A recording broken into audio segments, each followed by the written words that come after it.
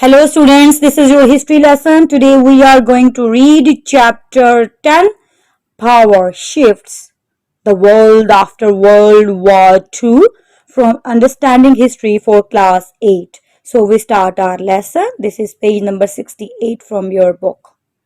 In the aftermath of World War II, Europe lost its supremacy in world leadership, and the USA and USSR became the two superpowers, each with nuclear weapons.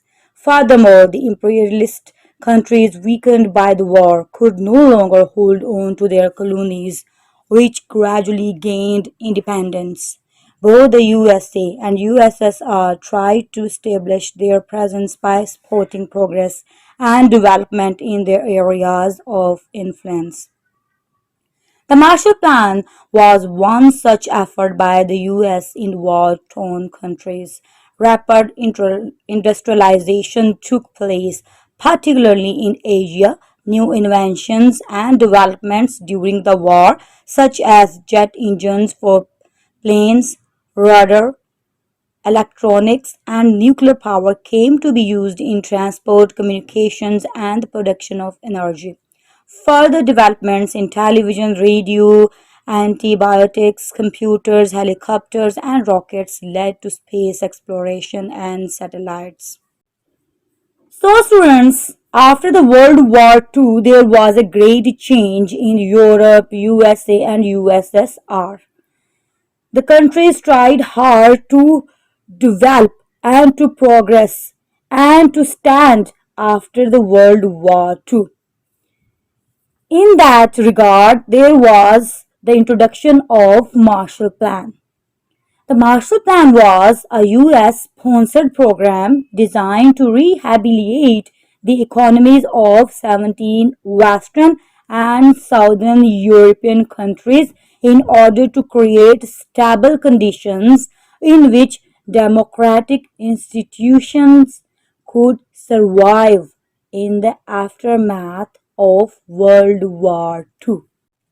The League of Nations, the devastation, great destruction or damage caused by World War I led to the formation of an international body that would keep world peace and prevent another war. The idea was promoted by the US President Woodrow Wilson, who came up with the 19-point agenda for peacekeeping.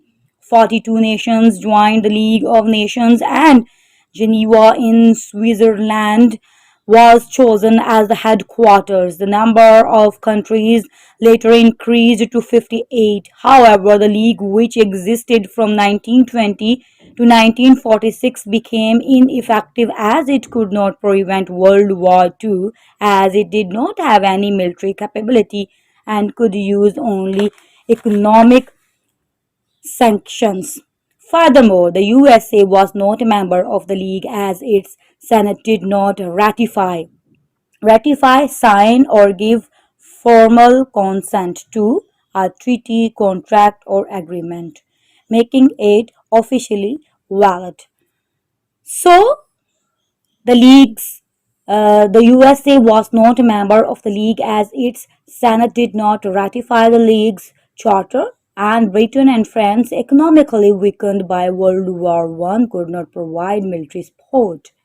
In the field of humanitarian aid, the League was able to take care of world health issues, look after refugees, establish a permanent court of international justice, and promote cultural preservation and scientific development.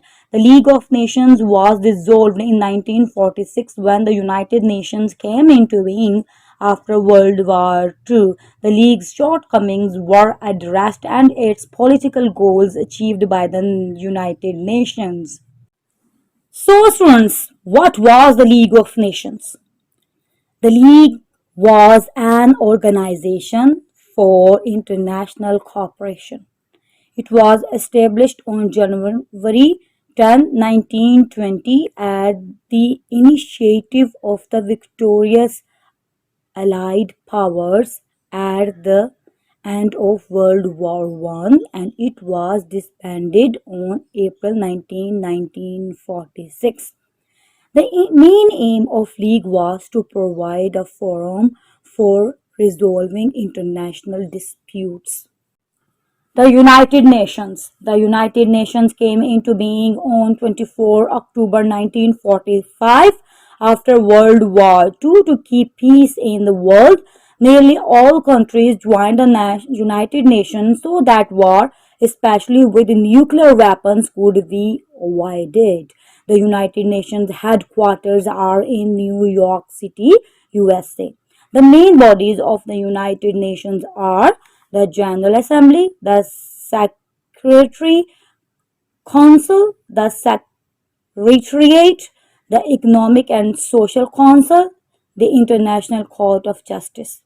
The General Assembly is the main body and has 193 member countries, each of which has one vote, regardless of its size and population. The Security Council is the most powerful body with five permanent members: USA, UK, France, Russia, and China, and 15 other members are elected for 2 years by the General Assembly. The Security Council and General Assembly are the decision makers, but the other officials and civil servants that run the United Nations make up the Secretariat. The Secretary General heads the Secretariat and has the most important job in the United Nations. Under the Economic and Social Council, UNESCO and UNICEF, UNESCO and UNICEF help the developing world to improve their facilities regarding health, education, and poverty. The International Court of Justice is based in The Hague in the Netherlands.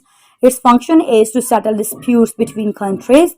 The court comprises 15 judges elected by the Secretary Council and General Assembly. In 1947, Mr. Jinnah made independent Pakistan a member of the United Nations.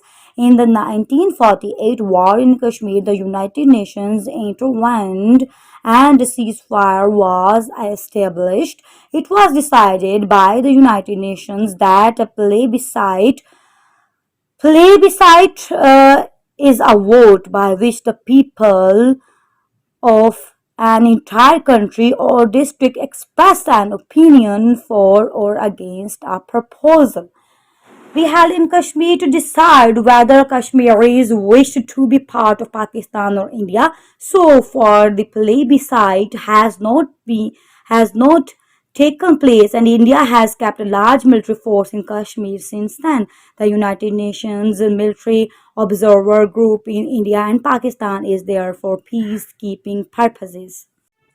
So, students, the United Nations is an intergovernmental organization whose purpose is to maintain international peace and security, develop friendly relations among nations, achieve international cooperation.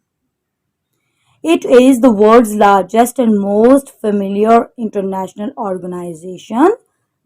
The UN is headquartered on international territory in New York City, and other main offices are in Geneva, Nairobi, Vienna, and The Hague. The Cold War. The two superpowers, the USA and USSR, entered into a confrontation. Confrontation, a situation in which people or group with opposing ideas disagree angrily. Confrontation to create spheres of influence for their doctrines of capitalism and communism. Doctrine, a belief or set of beliefs held and taught by a church, political party, or other group. Many countries, including China, adopted communism as an ideology, and most countries of the world began to side with either superpower. Communist countries sided with Russia and capitalist countries with USA. This hostility came to be called the Cold War, which meant that without armed conflict, both superpowers tried to curtail the influence of the other. In two cases, however, actual war did take place. The first war was over Vietnam, where the USA tried by sending in its forces to halt the takeover. Halt means stop to take over of that country by the communists. However, North Vietnam, supported by its communist allies, won the war with the fall of Saigon in 1975. After the Vietnam War, there was a period of deterrent deterrent when relationships between the two superpowers improved, even though both the USA and USSR built more sophisticated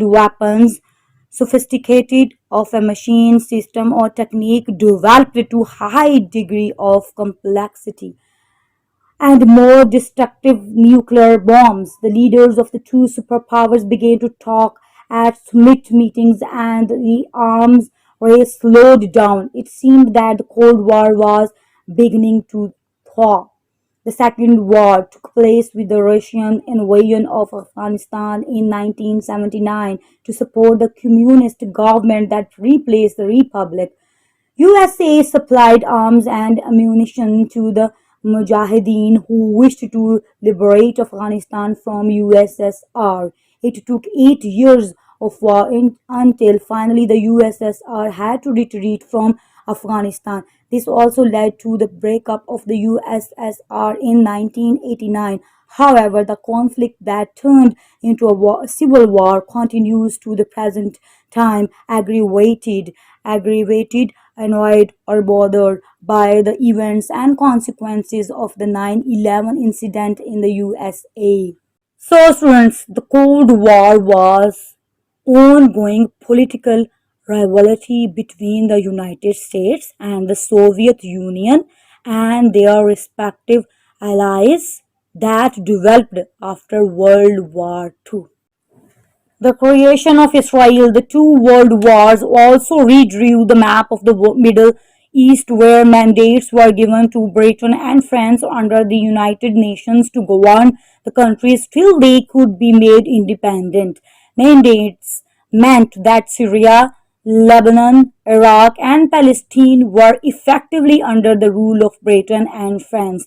Britain took over Palestine after World War One ended, and under Zionist pressure, the British government, with the Balfour Declaration of 1917, gave the Jews the right to settle in Palestine. Students, Zionist is someone who strives for an independent Jewish state, and the Balfour Declaration was a public statement issued by the British government in 1917 during the First World War, announcing support for the establishment of a national home for the Jewish people in Palestine. The Balfour Declaration 1917. Since the end of the 19th century, a Zionist movement had begun dedicated to establishing a state for the world's Jews. Britain wanted the United States to join World War One and hoped that by supporting a Jewish homeland in Palestine, the Jews would be able to persuade the US to join the war. In 1917, as an act of British policy, the Foreign Secretary of Britain, Lord Balfour, wrote a letter to Baron Rothschild, a leader of the British Jewish community, to be forwarded to the Zionist Federation of Great Britain and Ireland. The declaration said His Majesty's government view, which favored the establishment in Palestine of a national home for the Jewish people, and will use their best endeavor to try hard to do or achieve something to facilitate the achievement of this object, it being clearly understood that nothing shall be done which may prejudice the civil and religious rights of existing non-Jewish communities in Palestine. Prejudice here, a liking or dislike for someone,